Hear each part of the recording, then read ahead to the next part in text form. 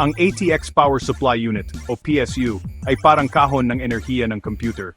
Ito ang nagbibigay ng lakas o kuryente sa lahat ng parte ng computer para gumana sila. Ang ATX ay pangalan ng karaniwang laki at disenyo na ginagamit sa maraming desktop computer. Kinukuha ng ATX Power Supply ang kuryente mula sa saksakan sa dingding at binabago ito para maging tamang klase ng kuryente na kailangan ng mga parte ng computer tulad ng utak o CPU, memorya o RAM at hard drive. May mga kable ito na may iba't ibang konektor para sa iba't ibang parte ng computer. Halimbawa, ang 24 na pin connector ay nagbibigay ng kuryente sa motherboard. Ang 8 pin o 4 na pin CPU connector ay para sa utak ng computer. Ang PCIe connectors ay para sa graphics card. Ang SATA connectors ay para sa hard drive o SSD at ang Molex connectors ay para sa mga lumang fans o ilaw. Bawat wire ay may kulay at ibig sabihin. Ang dilaw ay 12 volts para sa malalakas na parte tulad ng fans at graphics card. Ang pula ay 5 volts para sa maliliit na parte. Ang kahel ay 3.3 volts para sa memorya at chips.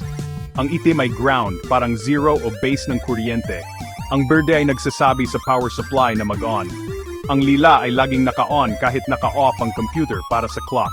Ang voltage ay parang lakas ng tulak ng tubig. Iba't ibang parte ng computer ang nangangailangan ng iba't ibang lakas. Ang watts ay sukat kung gaano karaming enerhiya ang kayang ibigay ng power supply. Halimbawa, ang 500 watt power supply ay kayang magbigay ng 500 watts ng lakas sa lahat ng parte ng computer.